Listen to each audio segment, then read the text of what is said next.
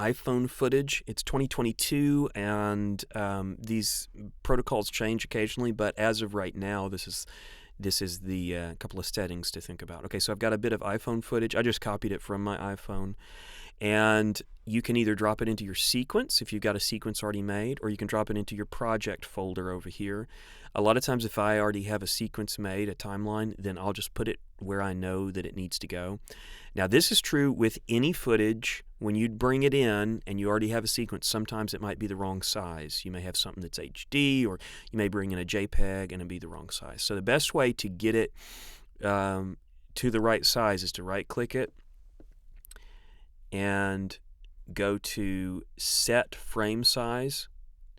And what that does is it just automatically resizes it. If it's the right shape, which is called aspect ratio, then it'll resize it.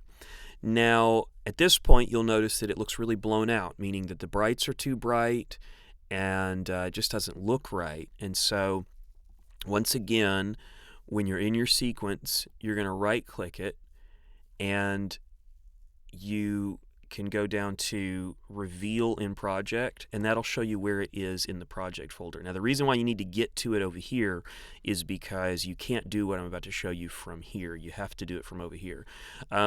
Alternatively, if you just happen to know where it is in the project folder, you can skip that last step and you just go right to it.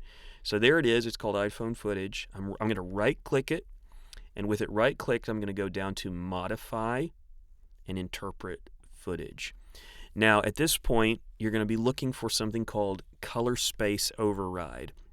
Basically, what this means is when the footage comes in, it has a set color space, which you don't necessarily have to know what that means. It's just it's set to Rec 2100 HLG, which is kind of like a high dynamic range setting. But we want to bring it down to, I've been using Rec 2020. Some people say they like Rec 709, which, kind of makes sense, but that's the old broadcast format. But I've been using Rec 2020, and I like that pretty well. So notice what happens. You notice suddenly the lighting looks better. Let me undo it. You can see it. See, it's blown out, but now we fixed it. Now, if you fix it here in your project file, then any instances of that footage in your sequence are going to be fixed. Now, let's say that you still don't quite like it, and I'll be completely honest here, even changing that doesn't look quite as good as it just looks naturally on your computer. There's something, so I'm playing it natively here. It just something doesn't quite work right. So let's say you need to make a little bit more of an adjustment. You can go up to Window, you go to Workspace, and you go to Color, and then you've got color settings here. And I always make sure that the Lumetri scope is on. And it may be clicked on some other thing, but you want to get to your scopes. And basically the way the scope works is this is blacks down here, and this is, well, I guess you could say darks and lights, or shadows and highlights. And so as the clip plays, you'll actually see it kind of dancing around, and you see how it corresponds with what's in the image. So you want to pick a place that's kind of indicative of your whole footage, and I don't know, maybe right about there, and you can adjust it. You can make whatever kind of adjustments you want.